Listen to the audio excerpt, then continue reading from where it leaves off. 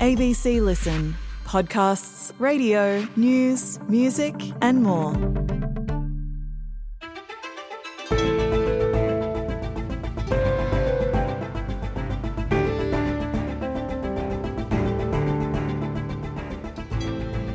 Joe Biden shows no sign of stepping aside as the Democratic Party nominee in the US presidential race. But he is under pressure to show he has the physical and mental capacity to defeat Republican nominee Donald Trump and serve another term as president. With his potential replacements staying quiet, it leaves his Vice-President Kamala Harris as the most likely to step in if Biden steps out. So, who is Kamala Harris, and could she beat Trump? Today, we speak to Julia Manchester, national political reporter with The Hill, a politics-focused newspaper in Washington, DC. I'm Melissa Clark, in Canberra on Ngunnawal country, and recognising other custodians, this is ABC News Daily.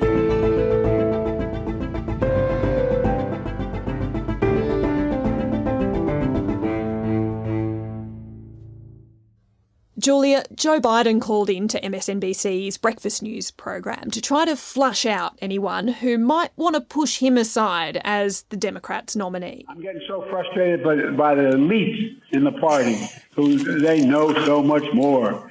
But any of these guys don't think I should run against me. Go ahead, announce for president. Challenge me at the convention. So has that challenge been taken up by anyone? Well, we've seen a few Democrats call on him to step down from the Democratic ticket, but we haven't seen anyone challenge him yet. It seems like all of the people who would be potential challengers, whether that's Vice-President Kamala Harris or some of the younger governors, they have all fallen in line behind Biden, saying he should continue to run for president. Now, we always knew this election would be tough, and the past few days have been a reminder that running for president of the United States is never easy. But the one thing we know about our president, Joe Biden, is that he is a fighter. He is a fighter. And he is the first to say, when you get knocked down, you get back up. So no one's challenged him, but there is a growing list of congressional Democrats who are calling on him to step down. The latest one was New Jersey Congresswoman Mikey Sherrill, who just a few hours ago here in the U.S. announced that she thinks the president should step down. And he's hosting NATO leaders in Washington now, delivering a pretty forceful defence of the alliance. But that was another teleprompter event, wasn't it? One where he had some support in speaking publicly. How has that gone down? So his opening remarks at NATO were very strong. He very articulately expressed U.S. support for Ukraine. But make no mistake, Ukraine can and will stop Putin. So it was a strong moment for the president, but like you said, it was a teleprompter moment. This was a moment that has been rehearsed, that was very predictable. So the moment we'll really be watching out for is actually coming on Thursday, when the president will do a press conference with members of the White House press corps and those covering NATO. That will be very closely watched because over the past few days, we've seen tensions rise between the White House press secretary, Karine Jean-Pierre, and members of the White House press corps over transparency over the president's health. Hold on. Wait a second. Eight times, or at least once, in regards to the president specifically. Hold on a second. Not what you should be able to answer by this point. Wait, no. A little respect here, please. Every year, around the president's physical examination, he sees a neurologist. That's 3 times, right? So I am telling you that he has seen a neurologist 3 times while he has been in this presidency.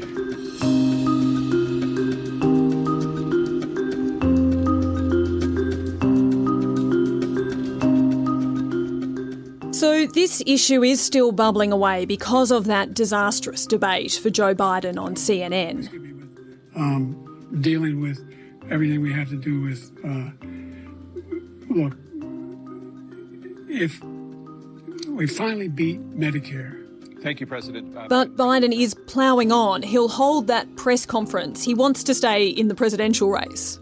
If he does change his mind, or someone can convince him to change his mind, is Vice-President Kamala Harris the best candidate to replace him?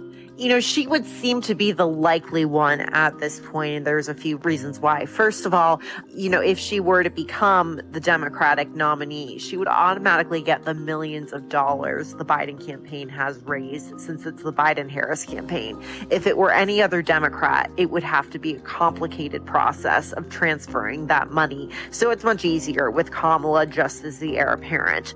On top of that, a number of congressional Democrats have signaled that in the case that Joe Biden were to step down, Kamala Harris would be the best person to finish the job of the Biden-Harris administration. There's also the question of, optics. Kamala Harris is the first woman vice president. She's the first Black vice president, and she's the first South Asian American vice president. So, pushing her out or leapfrogging over her in some way would be bad for a political party that prides itself on inclusivity, gender equality, and diversity. And you've seen a number of these other potential contenders, like California Governor Gavin Newsom, for example, push back against the idea that Kamala Harris should be looked over. Can you tell me a bit about how Kamala Harris got to the position of vice president? What was her pathway to politics and to such high office? Yeah, so originally, she was the Attorney General of California, obviously a very big, influential Democratic state.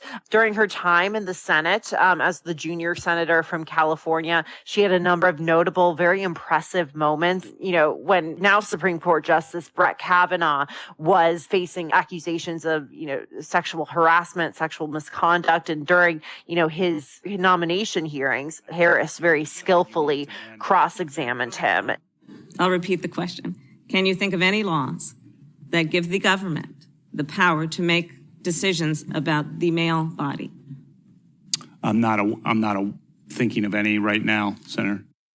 And that very much put her on the national radar, and she was seen as this rising Democratic star. And then in 2019, I guess I should say, she decided to run for president, but that presidential race didn't go so well. In fact, she suspended her campaign in November before any of the Democratic primary contests had even begun. But by that point, she had sparred with Joe Biden on the debate stage. But ultimately, they seemed to smooth things over, and Biden chose her to be his vice presidential pick. Can you explain to me why she's been unpopular as vice president and why there is concern from some Democrats about her ability to take on Donald Trump in a contest? So I think there's a number of reasons why she's been, unpopular. First of all, her defenders would say that, as a woman of color, she is under more scrutiny than the average, white male politician here in the U.S. She is held to a very different standard. We've seen Republicans very much make her an attack point for them. You oftentimes hear Republicans make this claim that a vote for Joe Biden in 2024 is a vote for Kamala Harris, essentially talking about the fact that President Biden will be in his mid to late 80s by the time he finishes a second term. So it's unclear what that would look like. On top of that, there's been, a few moments with Kamala Harris, public moments where she's been criticized for remarks she's made, nothing controversial. Her approval ratings, disapproval ratings, very similar to Biden's, but no doubt she has been made the scapegoat for Republicans, in their messaging. Do we have any idea from polling about how she would go head to head with Donald Trump? Is there any sort of quantitative data we can point to give us an idea of what that potential matchup could result in? So there was actually a CNN survey released last week that showed Harris polling more closely with Trump than Biden did. In that poll, Harris still lost in a hypothetical matchup to Trump, but she was polling better than Biden. And I think that's key because people in favor of a potential Harris ticket would say that, that gap could be closed between now and Election Day. There's enough time. But at the same time, there's other polls that shows her not polling so well. I think there's going to be more data collected in the coming weeks because I think people are just starting to wrap their heads around this idea really at this point. While this is happening on the Democratic side, it seems that Donald Trump benefits from not having the intensity of attention of the world's media on him. What's he doing as this plays out? Well, Trump is in a very interesting situation because Trump, as we know, loves to be the center of the attention. He loves media attention, and he sort of relishes, I think, sometimes when it comes to negative media attention because he's able to lash out at his critics in the news media or in the Democratic Party. But look, his campaign has been working very hard to play this smart. They've been keeping him more quiet than usual. He did do a sit-down interview with Fox News' Sean Hannity, but in general, he's been much quieter than he normally is. And that's because a lot of Republicans in the Trump campaign are saying, let the Democrats essentially cannibalize themselves. The Republicans will meet next week in Milwaukee for the Republican National Convention, where President Trump will announce his vice presidential pick. That will definitely signal maybe a bit of a shift in the news cycle. But right now, they want this, arguably the most negative news cycle of Biden's administration, let alone his political career. They want this news cycle to continue as long as possible. Meanwhile, the radical left Democrat Party is divided in chaos and having a full-scale breakdown, all because they can't decide which of their candidates is more unfit to be president, sleepy, crooked Joe Biden or laughing Kamala. With all of this focus on President Biden's physical and mental health, his clarity and control, is Donald Trump being held to that same standard? It's interesting because Donald Trump is only 3 years younger than President Biden. But when you look at the two men and look at them on television, how they debated, it's no question that Donald Trump appears to be, appears younger, acts younger, has more energy. But at the same time, Democrats have criticized the media here in the U.S. for not talking, as much about the falsehoods, quite frankly, that Trump voiced during the presidential debate. So there's definitely, some accusations or claims that there has been a double standard in how these two men have been covered recently. So where does that leave the presidential race now? Do you think Donald Trump is the favourite at this point?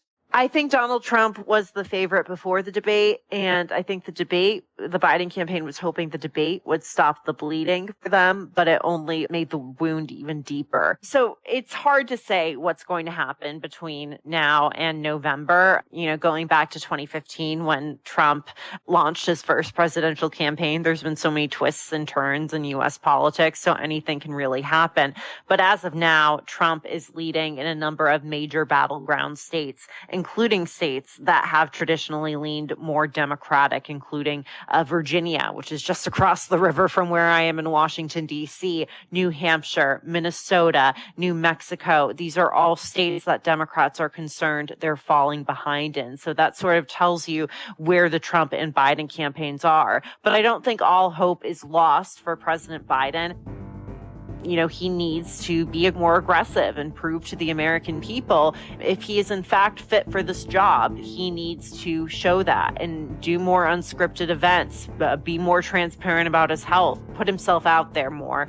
And also there's other outside factors that could impact this. If inflation significantly drops between now and November, that plays in President Biden's favor. So there's a number of different factors going forward, but right now Donald Trump is the favorite. Julia Manchester is a national political reporter with Washington, D.C.-based publication The Hill. This episode was produced by Oscar Coleman. Audio production by Sam Dunn and Anna John. Our supervising producer is David Cody. I'm Melissa Clark. ABC News Daily will be back again tomorrow. You can find all of our episodes of the podcast on the ABC Listen app. Thanks for listening.